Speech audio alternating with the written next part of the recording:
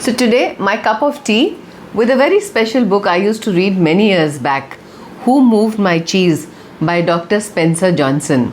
I think after many years, I've come to a point where I'm holding on to my cheese, and in a conversation, somebody very nicely told me, why don't you take out the book Who Moved My Cheese and read it again?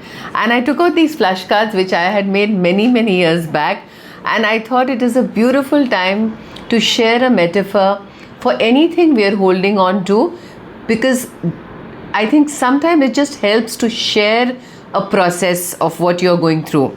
So who moved my cheese? Having cheese makes you happy. So for me, when I did my series, my learning train, it was so gratifying. It just made me absolutely happy. It became very important to me. I would hold on to it. I would do anything to make it work. And it was like one of my most coveted things. So I was holding on to it. And very beautifully it says that the more important the cheese is to you, the more you want to hold on to it. And then comes a time when things change, the environment changes, the setting changes. So are we ready to change with it? So this happened about 4 years back when the COVID actually came in.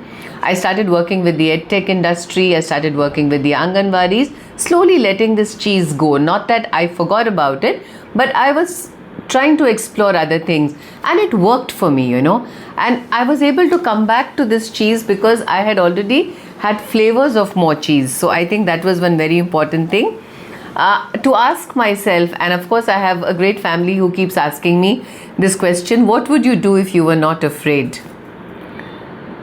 Another very important thing for all of us to do is to look at the environment and look at the writing on the wall.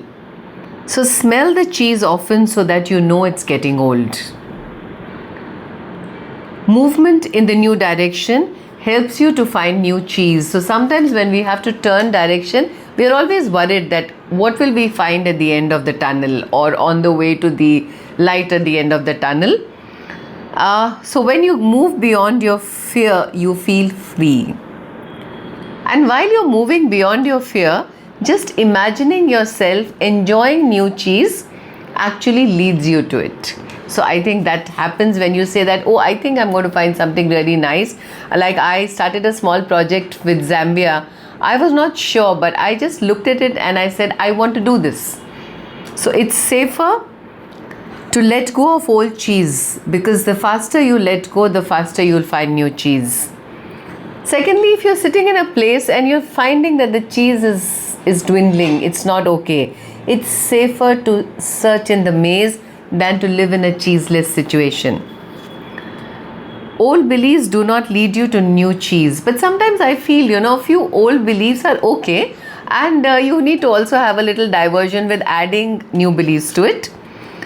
When you see that you can find new cheese, you change course. Absolutely. When you see hope, when you see that you're enjoying something new, you are actually ready to change course.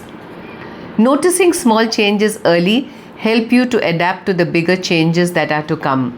I think sometimes you see the environment and you know something is big is going to come and you're not ready to accept it. So I think noticing it and accepting that yes, there will be a change, so you better get ready for it. So all in all, change happens. Anticipate change, monitor change, enjoy change, and be ready to change again. And most importantly, move with the cheese and enjoy it. Even after so many years, so relevant and such a beautifully written book. So yes, move with the cheese and enjoy it.